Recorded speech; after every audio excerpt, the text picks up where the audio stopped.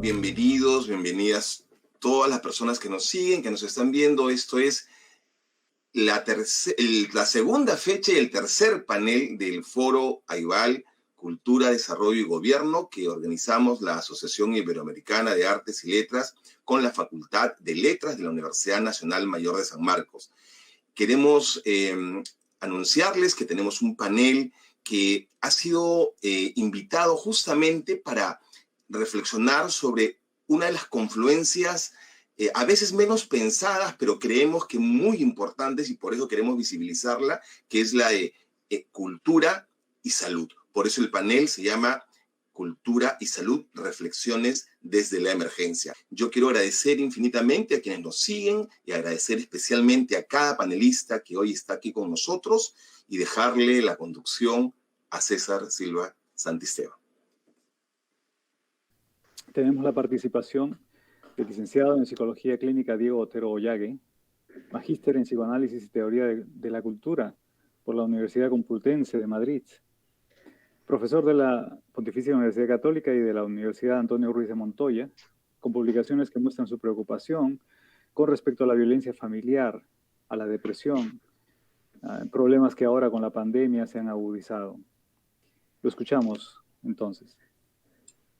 Muchas gracias. Quería agradecer mucho por la invitación, por la oportunidad para compartir algunas ideas. Creo que el panel está de lujo, muy interesante, sobre todo toda la perspectiva de integración de la que estamos hablando me parece fundamental, que tiene que ver con no solamente rescatar e integrar los saberes tradicionales de la medicina tradicional peruana, latinoamericana también, sino también este trabajo de horizontalidad, ¿no? De recuperar o de alguna manera respetar también y revalorizar o valorizar simplemente los propios recursos de las personas, de las comunidades, de las culturas, ¿no?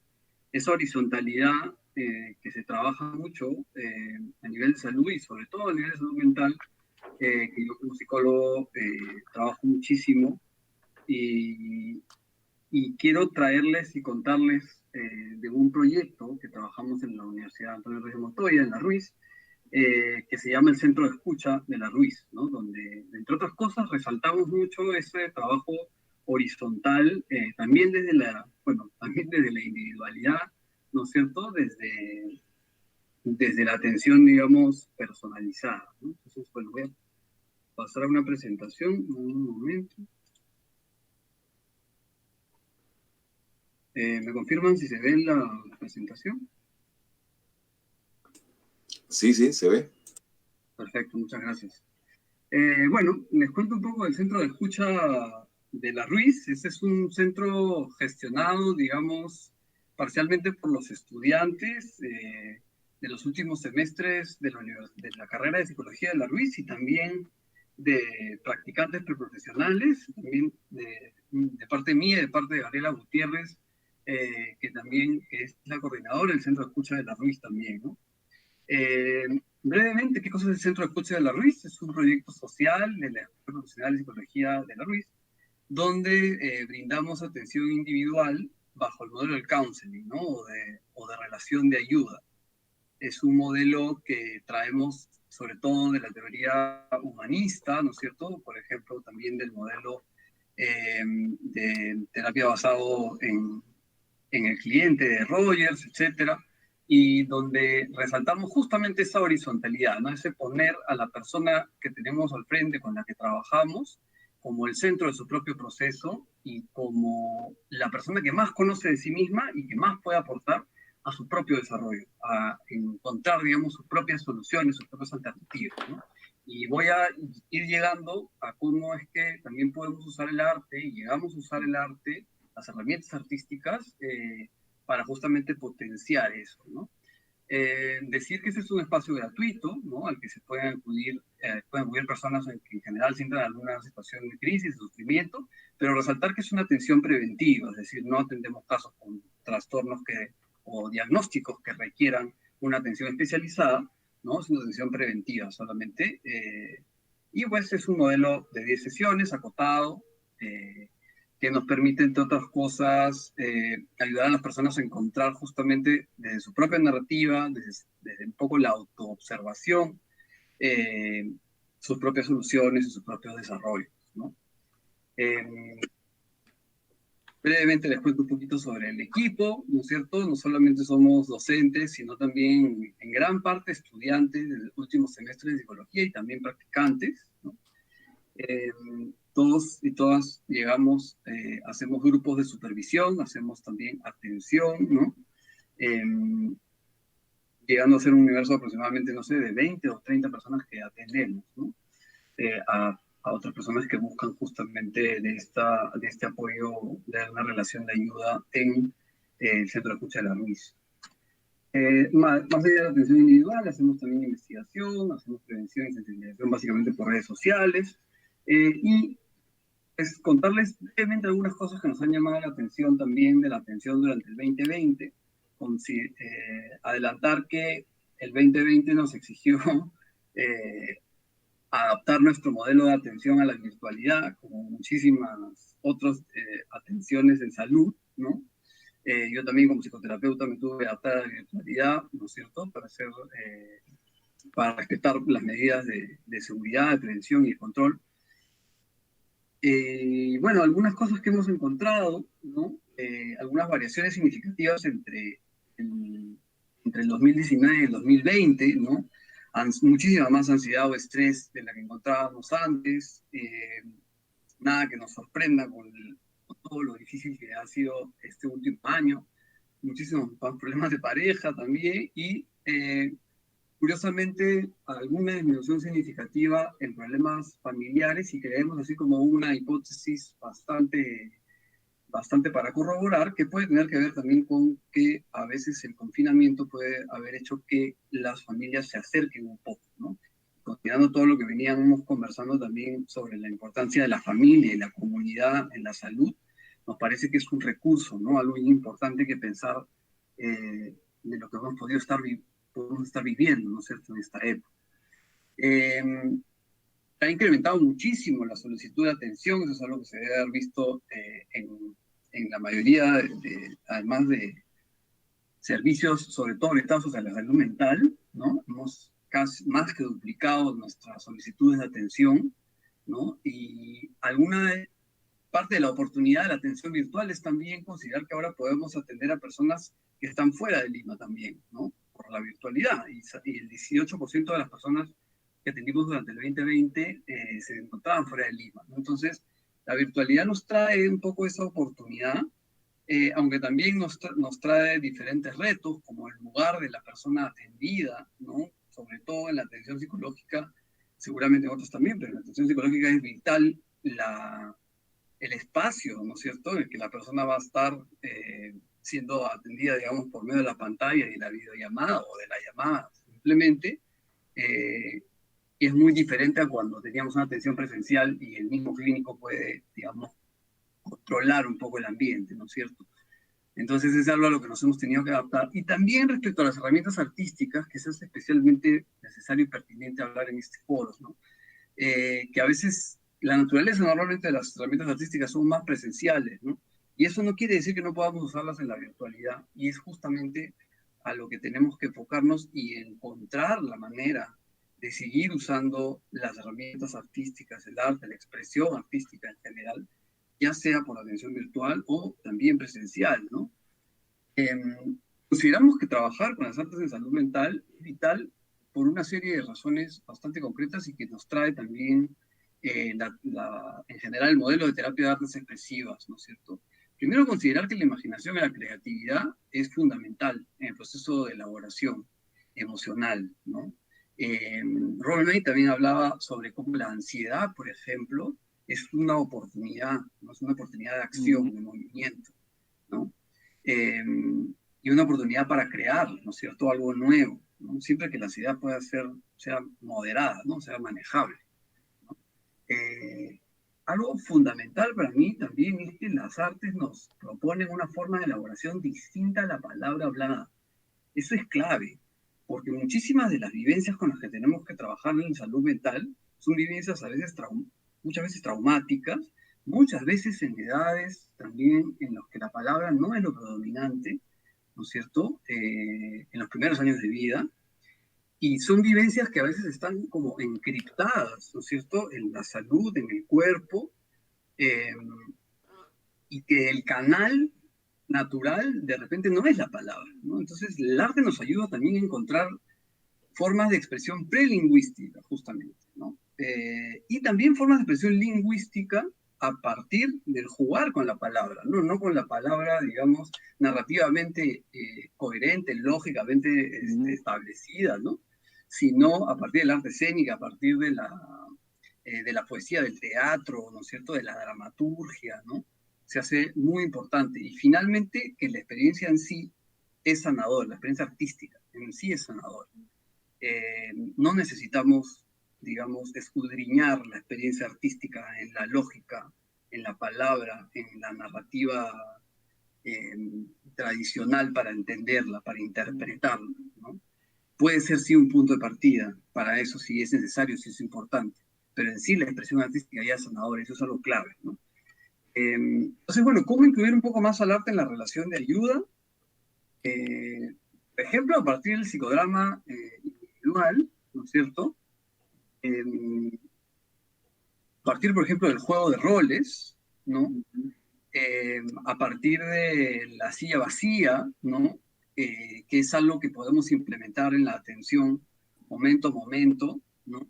Y que no deja de ser un juego, ¿no? No deja de ser una herramienta artística, es fundamental. Y por supuesto, todos los productos elaborativos plásticos, de movimiento, poéticos, musicales, el cuento, la dramaturgia, son cosas que, si bien a veces podemos vernos como la virtualidad nos puede decir, ¿y ahora cómo hago esto? ¿No? Sí se puede, en realidad. Si uno piensa y se enfoca, sí se pueden proponer diversos ejercicios e incluso hacer mediante una videollamada, ¿no? Eh, entonces, ¿Perdón? pues por estos motivos consideramos que es fundamental, ¿no? Ponerle fuerza al trabajo por intermedio del arte. Y teníamos una pequeña viñeta, no creo que todavía tenemos tiempo. Es un caso elaborado por la escucha de Evelyn Arraya, ¿no? Que ya es una egresada de la Ruiz y que trabajó un caso justamente a partir de algunos elementos artísticos, ¿no? De un estudiante de 18 años, ¿no? Que un poco por la preocupación, por la aceptación de sí mismo, ¿no? A partir un poco de la imagen, de la gráfica, ¿no? Logra integrar todas estas cosas que a veces los adolescentes tienen como dando vueltas alrededor suyo y que en parte de su proceso evolutivo y de desarrollo es también aprender a identificarse primero consigo mismos y después poner a esas otras experiencias, habilidades, emociones alrededor de, ¿cierto? Al momento de ponerlo alrededor de y ser sí mismo, digamos, el centro, de repente, por ejemplo, la soledad, ¿no es cierto? La vivencia de la soledad, la vivencia de otras vivencias adversas, pasadas, etcétera, pueden de alguna manera ser mejor integradas, ¿no? Y tal vez no ser tan abrumadoras finalmente. Entonces, ese es un ejemplo bonito y más bonito fue la última sesión en la que la escuchada nos cuenta sobre cómo este adolescente trae su guitarra, ¿no es cierto? Bueno, esta era una atención presencial todavía en 2019, trae su guitarra y se pone a cantar una canción que él mismo ha compuesto, ¿no? Ahí pueden leer la letra, ¿no? Sobre un poco cómo es volver a iniciar, aprender de los errores, mirar el pasado, lo que fue, lo que pudo ser, ¿no es cierto? Seguir caminando. Es para mí como importante traer estas viñetas porque creo que de lo que se trata es de valorar la potencialidad expresiva, ¿no es cierto?, del arte, no solamente como algo estéticamente valioso o como el entretenimiento, porque el arte ahora también se asocia demasiado, bueno, no demasiado, pero se asocia muchísimo al entretenimiento, pero es pura salud, ¿no es cierto? Es pura salud también poder expresarnos creativamente, ¿no? Eh, y me atrevo también a pensar y a proponer cómo en la atención justamente preventiva de la salud está el aspecto de la educación artística, ¿no es cierto? Porque este adolescente del que les estoy hablando sabe tocar guitarra, por ejemplo, ¿no es cierto? O dibuja más o menos bien, ¿no? Lo vemos. Se puede expresar por intermedio de la gráfica, ¿no es cierto? Y eso es algo que se puede formar en la educación, ¿no? Y podemos tener niños que desde muy chiquitos que ya saben tocar un instrumento, que tienen nociones básicas de dibujo, de pintura, de danza, de poesía, etcétera, y que cuando sean adolescentes van a tener herramientas para poder elaborar la locura de la adolescencia, por ejemplo. O, si no, ponemos en nuestro presente pandémico herramientas también para elaborar la ansiedad, la angustia de estar encerrados, por ejemplo, ¿no? Yo que he podido tener algunas experiencias de trabajo con personas en crisis en estos meses, veo la gran diferencia de personas que tienen más recursos para expresarse y para elaborar la angustia en la que nos pone a veces desolación de las cifras en salud y también digamos, el gran no saber qué cosa va a pasar con nosotros, nosotros como país, a veces como humanidad. Entonces, qué importante, mi reflexión un poco final es formarnos también artísticamente y utilizar esto como un recurso fundamental, ¿no es cierto?, para nuestra salud mental y creo que en general es una mirada integral, salud humana, ¿no? Entonces, bueno, muchas gracias. Una pregunta para usted, licenciado Otero, si me lo permite. Sé que en este problema de la pandemia en muchas partes del mundo ha aumentado el índice de depresión y suicidios. ¿Cómo usted afronta ese problema y sobre todo desde el punto de vista de cambio de mentalidades? Bueno, desde mi mirada psicológica, clínica, creo que de algún sentido la depresión en esta época es algo que está, digamos, sucediendo muchísimo, ¿no?